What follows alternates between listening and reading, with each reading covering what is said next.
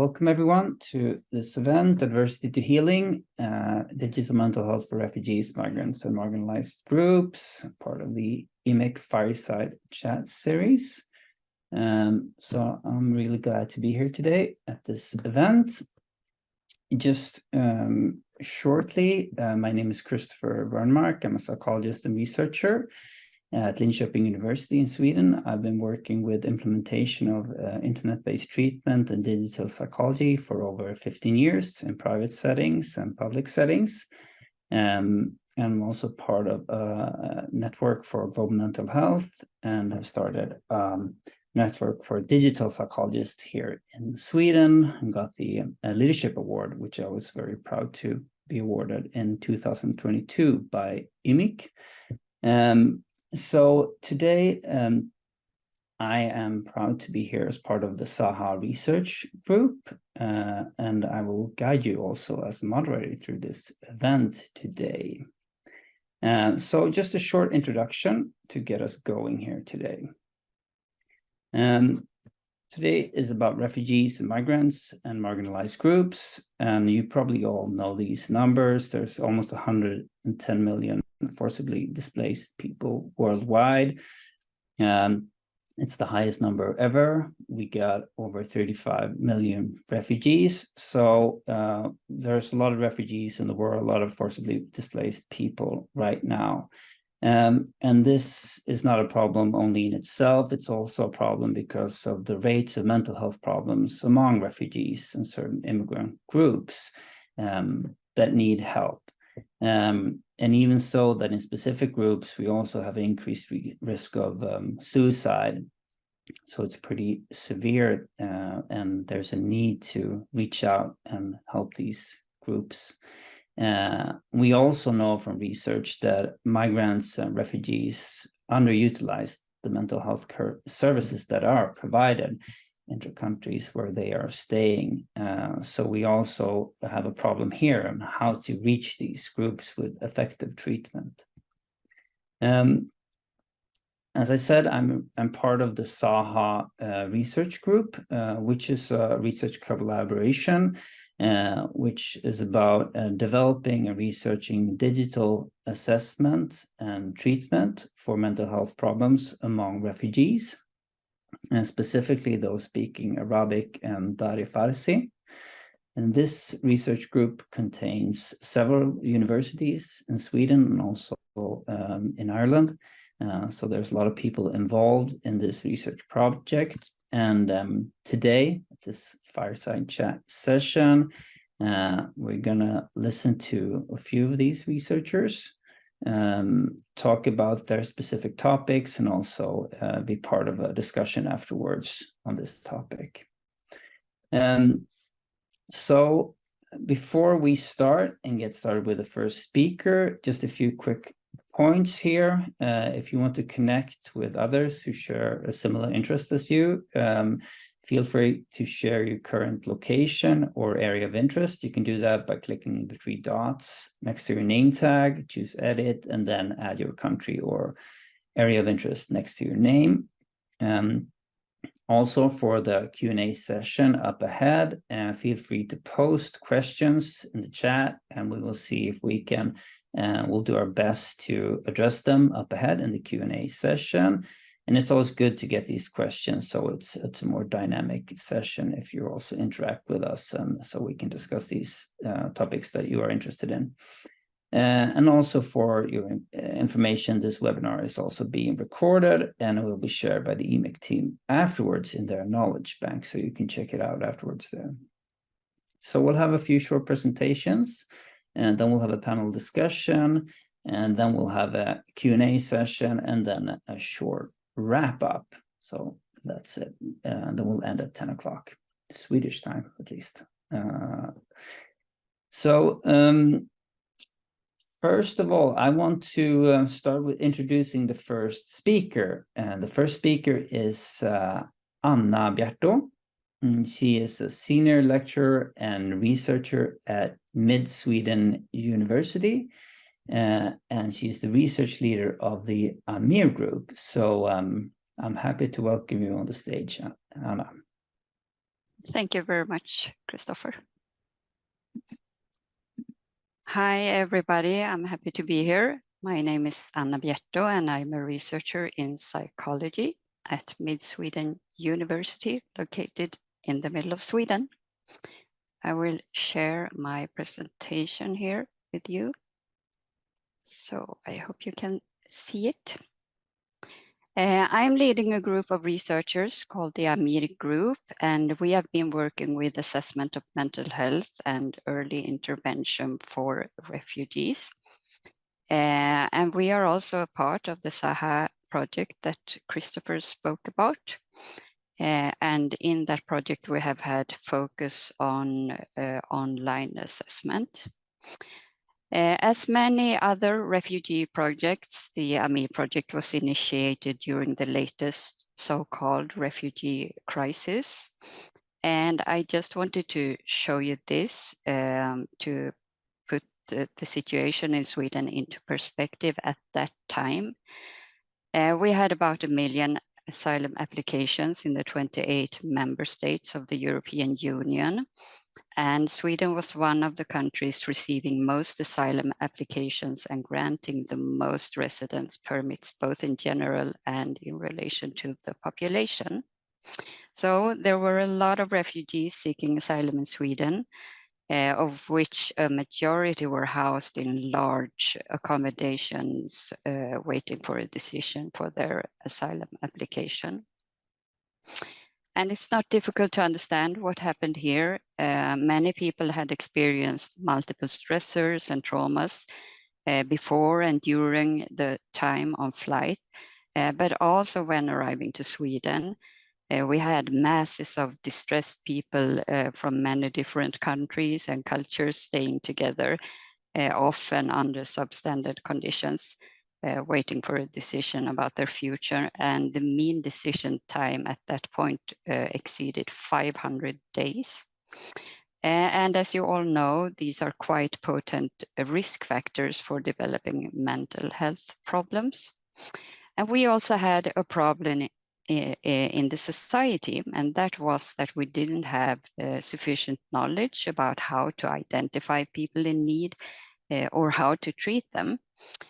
So for example, we met a lot of healthcare personnel that described that they were avoiding posing questions about mental health because they didn't know what to do, how to handle the information. So there was this call from the healthcare sector who needed efficient methods to approach mental health in the population. So we started this project with the aim to create a model for decision-making in healthcare. But for this talk, I will focus only on the assessment parts that we have been working with. So for example, in this work, we found this tool, the Refugee Health Screener, screening for emotional distress. And it is developed with and for different refugee populations in the States. So it has been translated and validated in many different languages, but not all languages for the common refugee populations in Sweden. So we have worked a lot with translations and adaptation of assessment material and other material. And in the SAHA project, we also worked with adapting material to develop an online screening procedure for people speaking Arabic, Dari, Farsi, and also Swedish and English. And we are now in the middle of evaluating a tiered gated procedure for identifying symptoms of PTSD, depression, insomnia, and anxiety.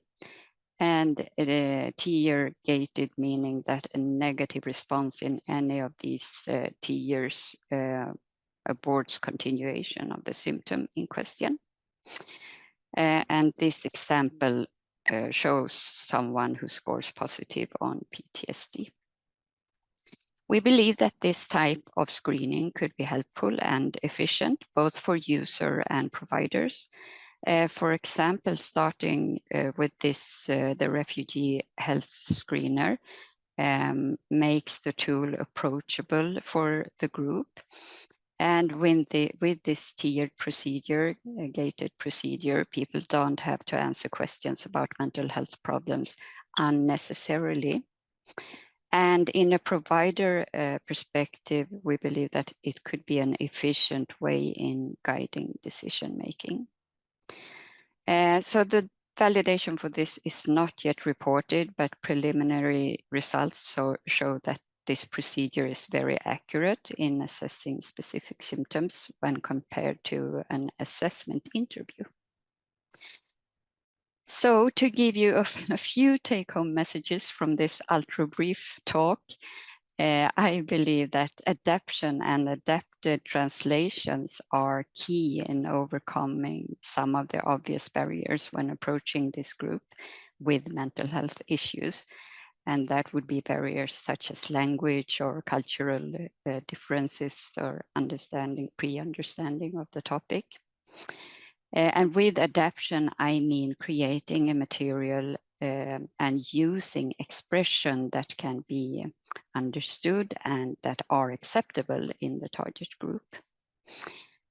I also added this last point because I think it's very important, and I'm kind of, let's say, upset with this don't open Pandora's box mentality.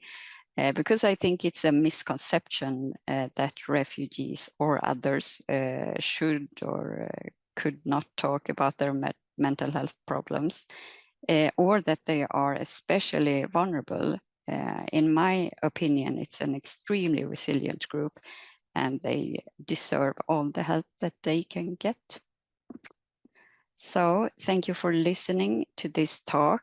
I will share this slide with you because I have added some material that I think could be of interest to you.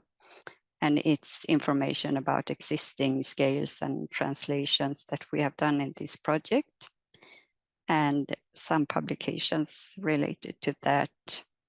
And if you have information to share, you could participate in this study. Thank you very much. Thank you so much, Anna, for that presentation. Thank you. Great. I would like to introduce the next speaker, Ali Amiri. Ali is a PhD candidate at Linköping University in Sweden, and he's part of the SAHA research group. The floor is yours, Amir. Thank you so much, Christopher, for the introduction. Hello, everyone.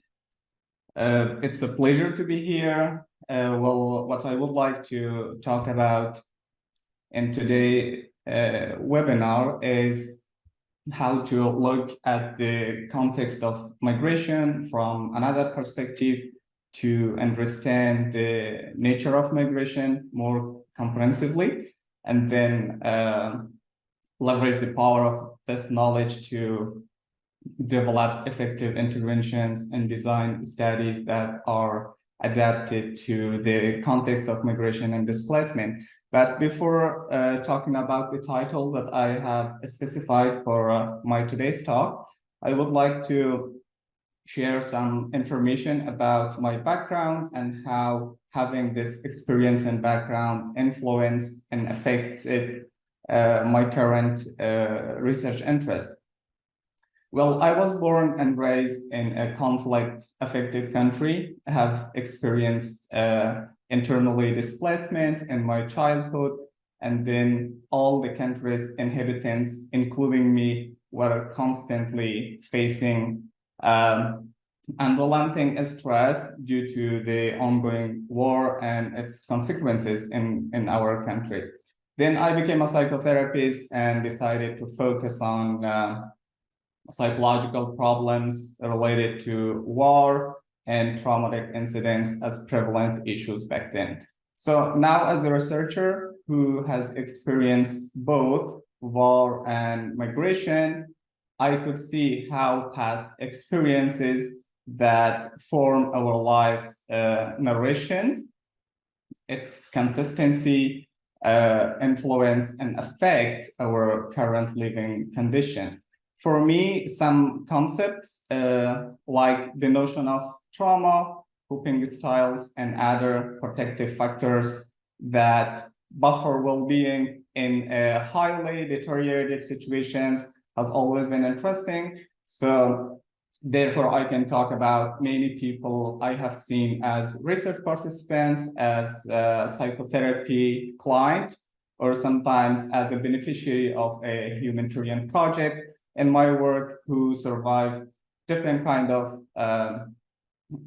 incidents such as bombing incidents, natural disasters, and different types of violence. But they have perfectly been able to cope with psychological distress by only relying on their personal strengths and sometimes family and community supports. In the meanwhile, I can also talk about a number of mental health and psychosocial support programs that have failed due to inadaptability to the context and not being familiar with the way that psychological well-being was understood and enhanced by people in an ongoing conflict setting. So this is why I'm pointing out that some areas have been overlooked. So we are talking about refugees, right? So who are refugees? Aren't the people who had to leave their home countries due to war, famine, persecution, and other kind of life-threatening conditions? So does really relocation erase all what they had been through and gives them like a new mind, a completely new mind and a completely new life? So obviously not. They are carrying some of their experience and mainly those experience influence their current life condition. So I would like to share my contribution to a research project that's connected to my today's talk as well. I'm currently part of a research project under the big project SAHA. The project aimed at studying internet-based cognitive behavioral therapy for addressing common mental health and psychological problems in refugee youth who speak Dari Farsi. This is a tailored study and provides psychological assistance through an online platform called iTherapy, but the study is called Raha. We have culturally adapted the materials and placed them on the online platform. So far, a pilot study has been conducted and the results are yet to be published.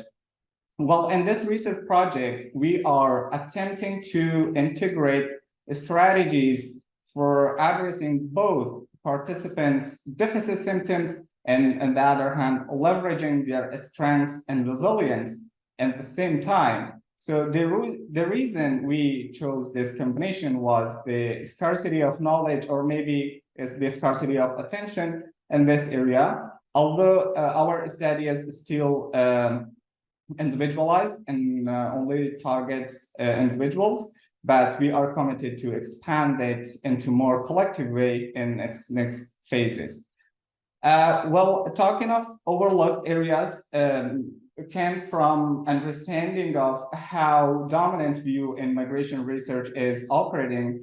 So present literatures that shows that over decades, most of the research about migration and related mental health to refugee populations has focused on clinical conditions, where the individual is the unit of study and psychological problems are being placed within individuals.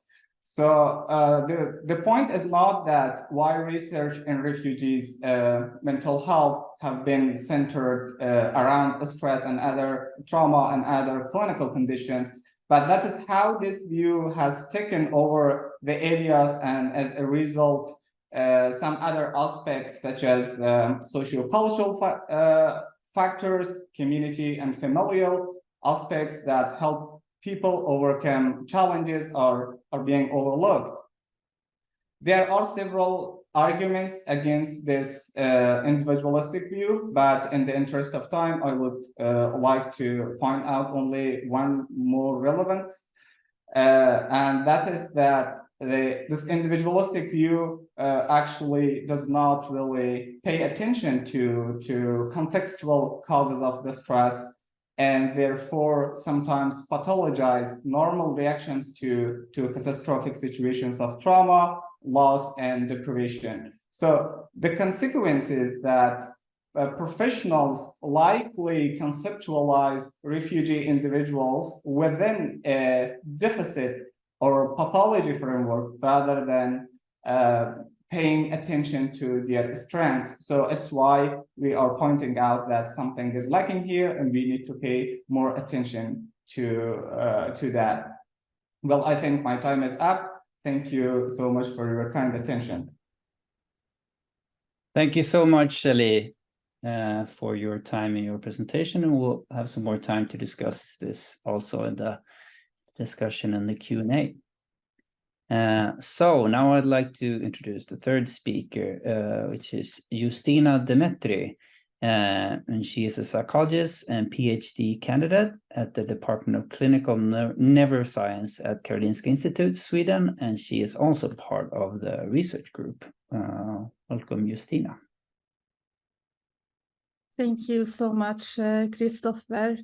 Today I will give a quick overview about the work that we have been doing for Arabic speaking youth. My work is quite similar to that of Ali's.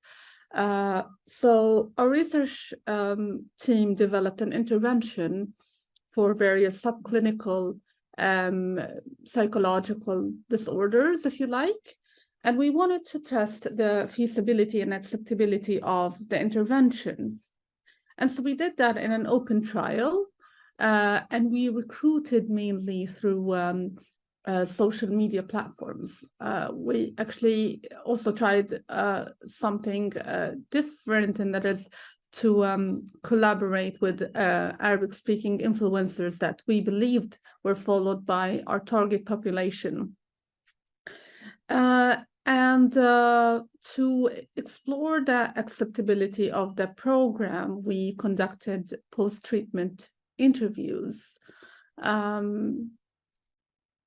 So just to give an overview of the participants, we started off with a lot of people registering to the study, 125, but then a lot of them were not eligible. So the ones who met the full inclusion criteria were 35, and out of these, 17 started the intervention, and out of those, only 6 completed.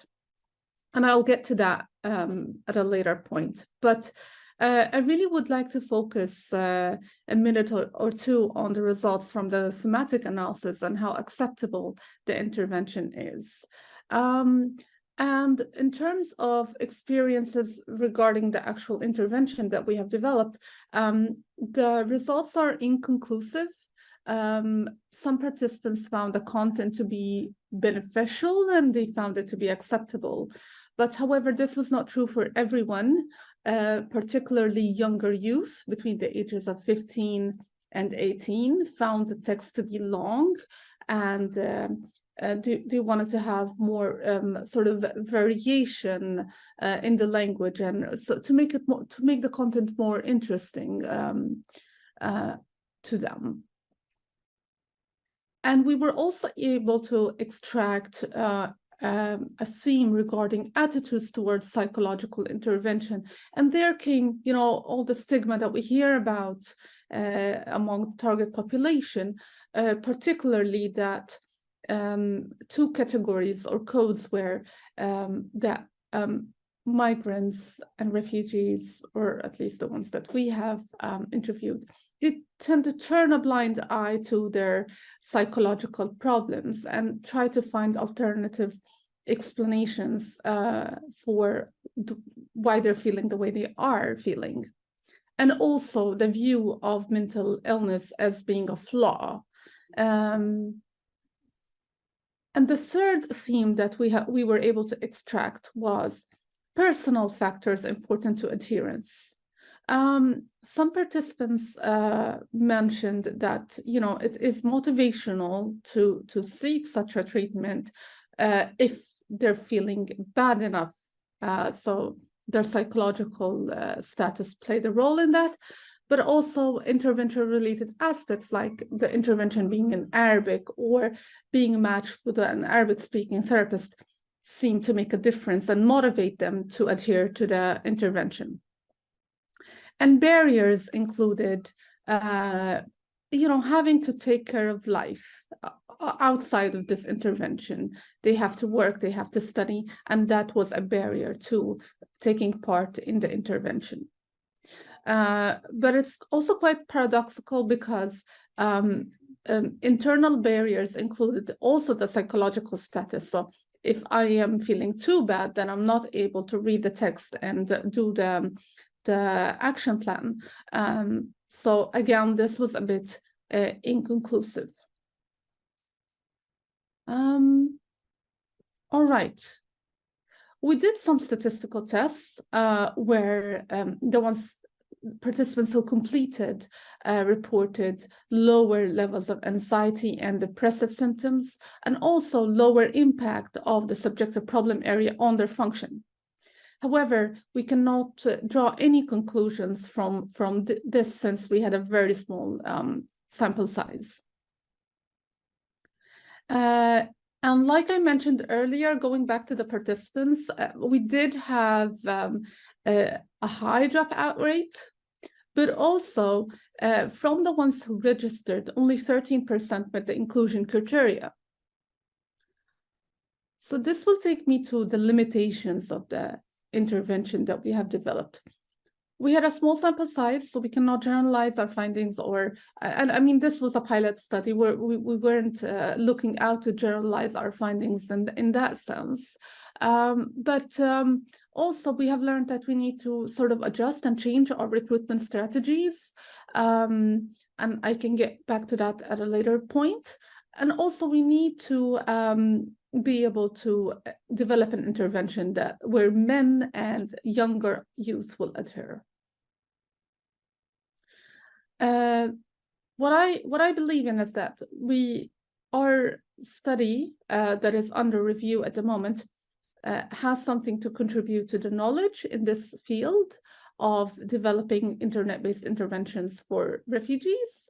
And we have learned a lot from going through and exploring this area. So like I mentioned, we need to modify the content to meet the needs for younger youth and also males. And I believe what we've also learned is that we need to address issues of stigma in the intervention, because this is quite important. And we also need to adapt to the group's readability by, again, shortening the text and making it relevant and easy to read. And we have learned that we need to adjust the recruitment strategy. Online or social media platforms is a great way to recruit. But I believe for our study and similar studies, we need to give the participants more of a context. So yeah, I am done. And these are further readings if you would like to learn more about the topic. And thank you. Thank you so much, Justina.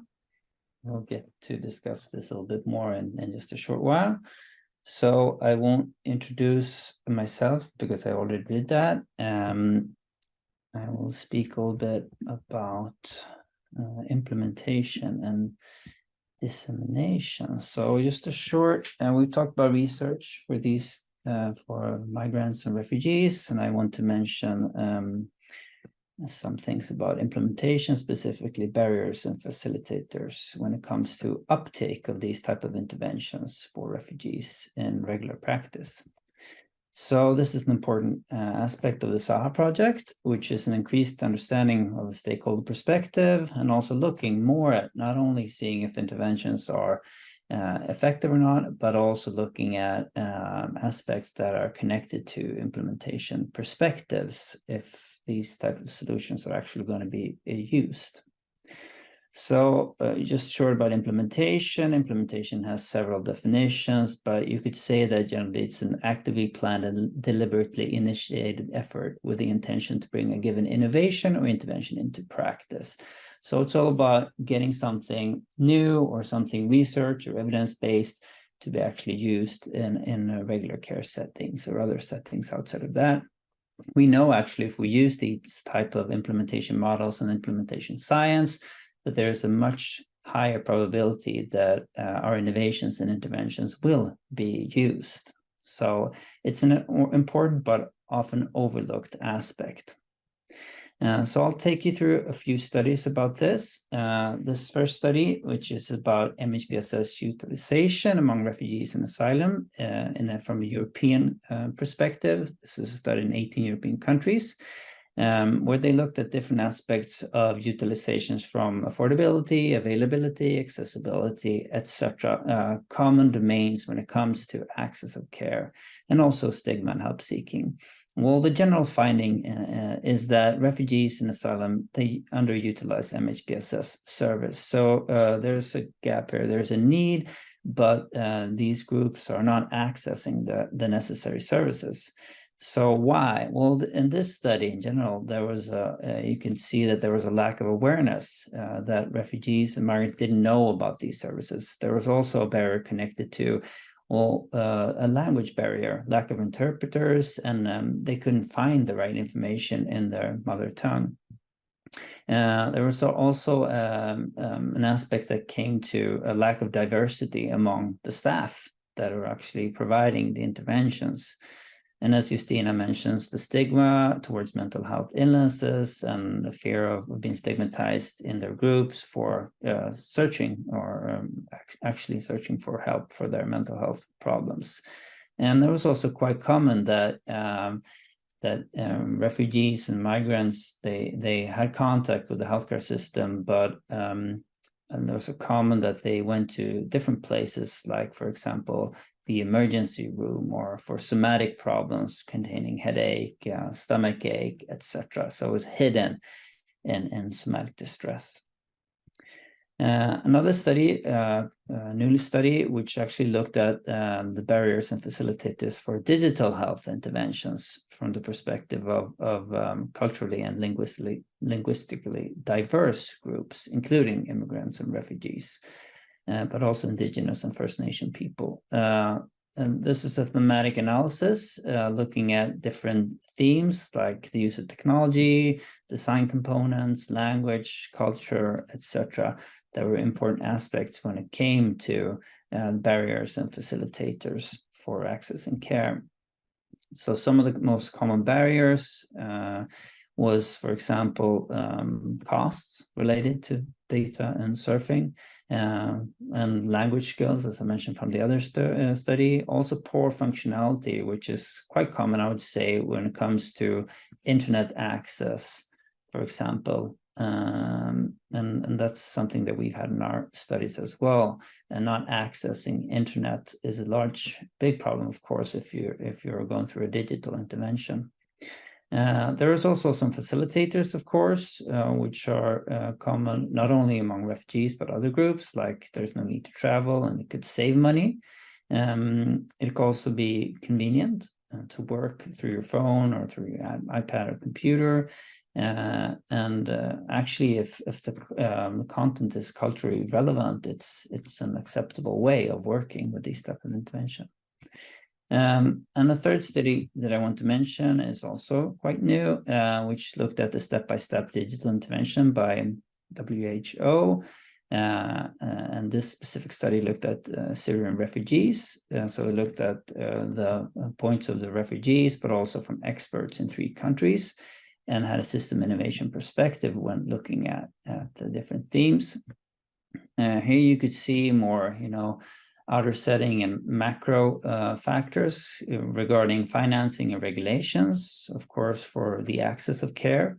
There is also, as in the other technological factors, but there's also 2 points that I think is interesting here when it comes to the gap between research and implementation, which I think is important to address. If we want to system change, these type of different domains need to collaborate more and work together. And we also, as you can see in this study, there is a need for multi-stakeholder collaboration, involvement, and sense of urgency for these type of interventions to be used and accessed and actually provided in practice in routine care settings. So just to sum it up shortly, there's a need to increase the understanding of digital interventions for refugees. Of course, we need to do research on the effects of these type of interventions, but also when it comes to how they should be implemented and reach the right sample, the right population, and how can implementation science guide us in this. There's not a lot of studies on that. And I think the research findings in SAHA can actually contribute to this by including stakeholders' perspective, the refugee perspective, the managers in healthcare, the politicians, etc., and also the use of specific implementation frameworks to discuss this. So from that, that's it about implementation. And now I want to invite all the speakers here so that we can have a discussion and Q&A session. And once again, if you have any questions listening to this webinar, please post them in the chat, and we will also ask the panel here to discuss these questions as well. So we'll have kind of a combined discussion here and also Q&A session. Great. So let's get started. And I'll start by asking the first question. So Anna, you talked about cultural adaptation, which kind of all of you did, which is an important aspect of SAHA. Can you expand on why cultural adaptation is so crucial, Anna? And is there any risk of over-adapting or spending too much time on adapting these type of solutions? So if you could just expand on that. Yes, I actually didn't talk about cultural adaptation. I talked about adaptation, and I think I mean target group adaptation. And I think we could see it, I mean, in the view of in-group cultures, such as age differences and stuff like that. But now we have like this larger barrier with a culture that maybe not have a lot of knowledge about psychological factors and mental health problems and so on. So I think it's important. Of course, when you want to ask about specific symptoms or a specific thing, it's of course important to keep the linguistic and semantic equivalence of the content. However, if you ask questions that nobody understands, it's meaningless. So I think it's important to adapt material to the target group that you want to reach, if it's cultural differences, linguistic differences, and stuff like that. A simple example could be I don't know if you had the time to see that, but the item number 2 of the refugee health screener, it says feeling down or blue, and that could be completely incomprehensive to someone who is not familiar to the American or Western culture. Whereas in Sweden, we might say, I feel under the ice, which could be even more strange. But also, as you said, it's maybe more common to somaticize symptoms such as ache in the stomach or in behavioral symptoms such as crying or shaking inside. And yeah, great, and thank you, and I know, Justina, you have done a lot of cultural adaptation and adaptation of the material that has been provided in the studies. Could you expand a little bit on what Anna is talking about and give us, some examples? How does that look in reality, doing cultural adaptation? Have you used any specific framework, etc., that you can share? Yeah, absolutely. And I relate so much to what you said, Anna, about like feeling blue, and it wouldn't make sense. And I mean, currently there are no consensus regarding cultural adaptation. There has been a lot of frameworks that have been developed, and the one that inspired the work in the Arabic part the most was that of Rayford. But again, it's very important to mention that one, there is no consensus, and two, there isn't a cultural adaptation framework for digital interventions. But one thing that I think is really important when we're working with cultural adaptation is the aspect of how the body and mind are connected. And that is a bit maybe missing in Western cultures, and is so important. So just to give an example, yeah, I mean, all anxiety, for instance, I mean, it's really, really important that we address the somatic aspects of it, and also validate what the person is going through, and how this is not, a heart attack that you're having, and what it could mean. But other things within cultural adaptation is also getting an understanding of the practical considerations, like where are they in the migration process? Are they experiencing poverty? What is the lifestyle? And what Ali was saying as well, the family dynamic, has it been changed? Is that causing stressor to the family? And the context, migrants need to be put, or refugees need to be put in a context. What social network do they have? What kind of social support are they getting? So there's a lot of aspects to it. It's a really, really big question, and we could be talking about it for days.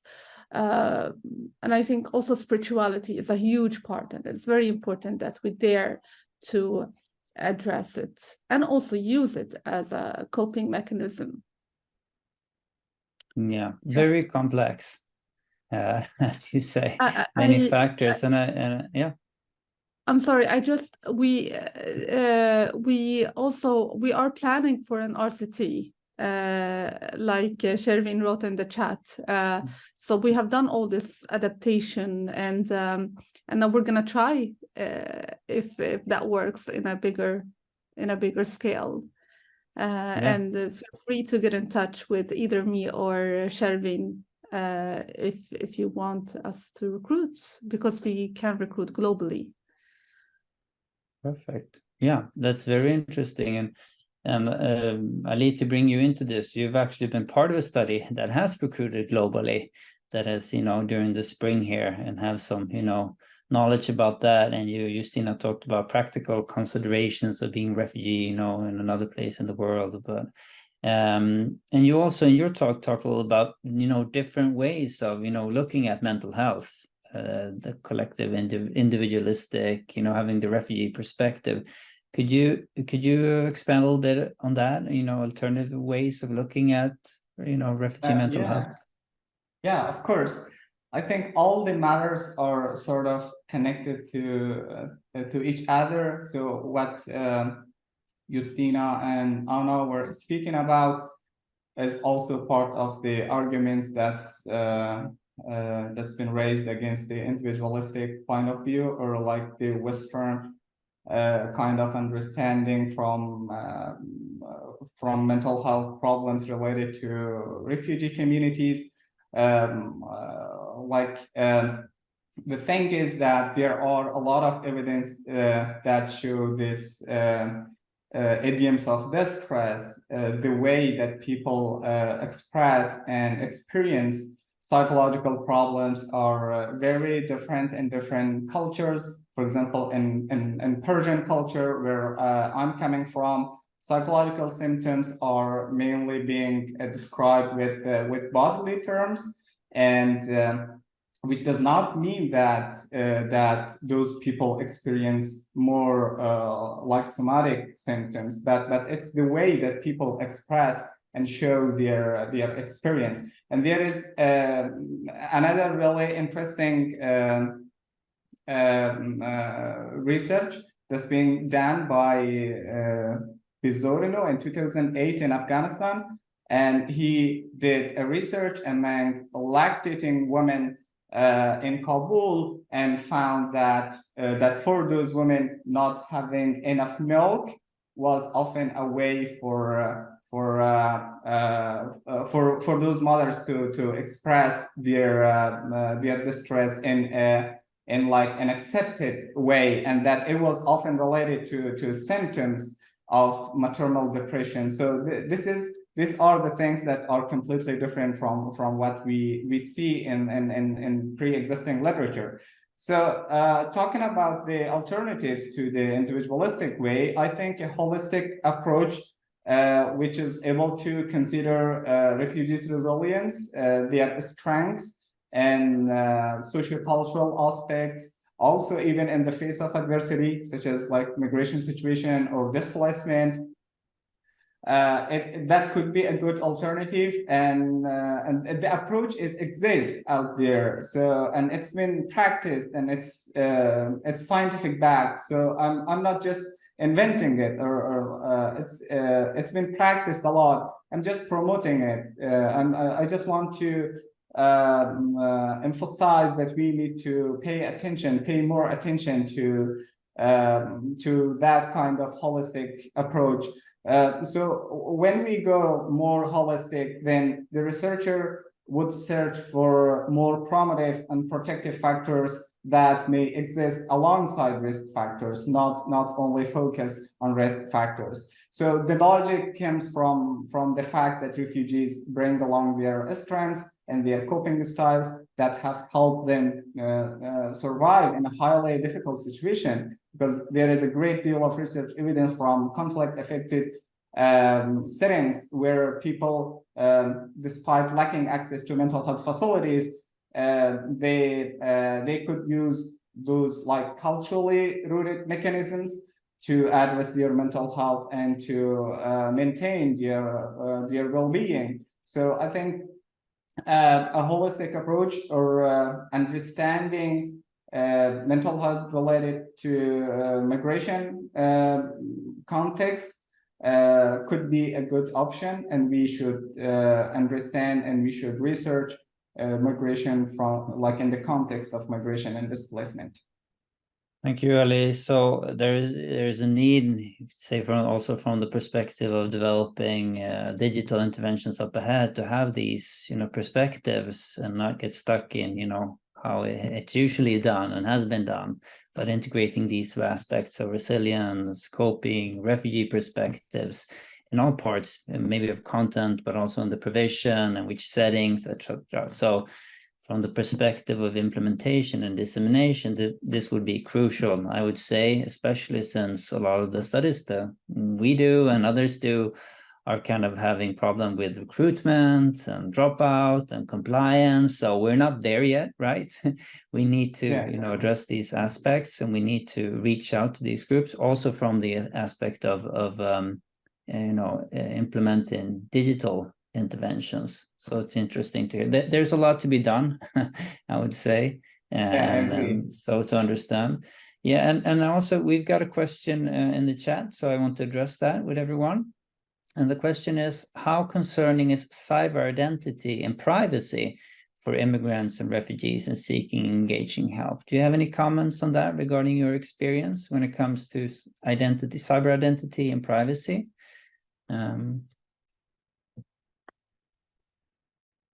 That you have experienced when it comes to, being part of the studies that you have conducted, or? Of course, I could share a little bit of our experience in our past, last pilot study of Raha.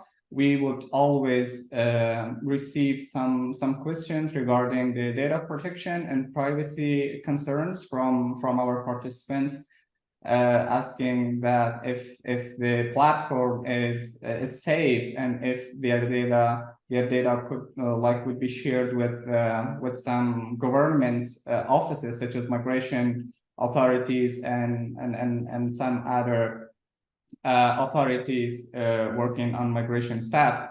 So when it comes to talking to and not be shared with other irrelevant authorities, except for the treatment teams or other. That's my input.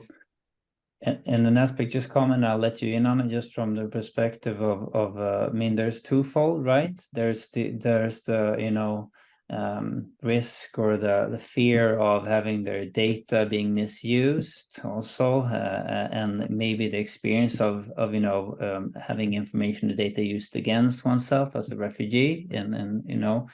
But there's also, as you could see from the research, when it comes to digital interventions, it might reduce stigma being part of a digital intervention, you know, so it might be actually be a facilitator for not only a barrier. So there's a two ways here. So Anna, you had a comment as well on this. Yeah, I wanted to say almost that what you said right now, because I think we have met people both on and off line or with measuring with digital tools. And I would say that it is the same worry about sharing information, whether it's me talking to someone or sharing digital material with someone. So I wouldn't say that the difference is really the concerns are not differentiated.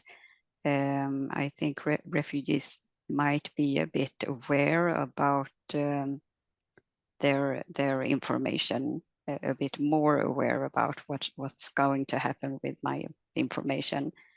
So I wouldn't say that the difference is are too big, and also that compared or in comparison with weighing positive things like privacy and so on. I think it's yeah, very important aspects. So time is going quick. So I'd like to round this up a little bit by asking a question to all of you regarding implementation and what strategies to do up ahead when it comes to reaching these groups. So what are your thoughts from the perspective of what you are working with to, you know, actually reach, recruit, and you know, actually provide something effective? So from the perspective of being a researcher, but also maybe from a larger perspective, if you have thoughts on that, what we need to do to actually make these type of interventions, digital interventions, available for refugees and migrants and other marginalized groups. So just a short, you know, your short thoughts on that. So maybe we can start with Justina, if you have any thoughts on that. Yeah, I think from the literature and our own experience with the study and what I see in the larger world is that there is a loss of, again, that social context and that environment where you are familiar with the streets, so you have neighbors that you know, and you have friends from school that you grow up with. And then, you know, you leave all of that behind and go to a country where it's just you. And I think creating a new context will help individuals make better use of internet interventions. So they don't need face-to-face therapy, but they need a social context, like similar to the ones that they have left behind. Yeah. Thank you. Great thoughts. Okay, thank you. And Ali, thoughts? Well, I for one think that we need to work on awareness raising among refugees and migrants when it comes to digital tools for their mental health, because as it has previously been mentioned, that there are a lot of stigma around mental health among refugees. And like in one hand, digital interventions could reduce those kind of stigma by facilitating anonymity and accessibility. But on the other hand, like people may doubt its effectiveness and its like efficacy and relevance for their mental health problem. So I think if we work on awareness raising and if we incorporate the topic and use like different types of opportunities such as media or like school platforms or other like refugee gathering, and talk about how digitalization and how mental health digital tools could like enhance their well-being and how they could use that would be helpful and would help to and will help the online platform and online psychological therapeutic tools to find a way within migrants and refugee communities. So that's well my input, but we could think of many other factors as well. Thank you, Ali. And Anna, your thoughts? Yes, I can say that I was very happy to be invited to this event, because I think this is really important. Because as researchers, we are good at development and evaluation and finding good solutions. And we really want to share that into the society, but we're most often not so good at it, maybe except for you, Christopher. So I think organizations such as these can really bridge that gap, because it's a substantial gap for me, at least. Yeah. Thank you, Anna. And yeah, as you said, I think these types of events or discussion, you know, of possibilities between researchers, stakeholders, decision makers, practitioners. It also adds to that, you know, Ali, the awareness among groups working with refugees and migrants, these marginalized groups as well as you are. And as you said, I mean, I think there's some good points here. As you said, awareness before availability, Ali, that's an important point, that we can have the, you know, as many interventions as we want, but if there's no awareness or if there's no motivation to use them, that's pointless. So, and as Justina said about having, you know, finding people in the right context and maybe working also on that context is also an important factor when it comes to recruitment and when it comes to providing these type of tools. And there's a lot to be done, I would say. And I think what's being done within SA is really interesting. And it's interesting also to share and of course, collaborate from the perspective of this research group, I would say also. So that's an open invitation to anyone working on this topic to, you know, have a dialogue or a research collaboration or doing things together, such as this event. Okay, so thanks to all of you, my colleagues in the SAHA research group, for your presentation and your thoughts today. Also thanks to everyone listening, being part of this. I hope you thought this was an interesting hour, your time to listen and be part of this discussion. And also thank to EMIC for arranging this type of event that we all think is very necessary.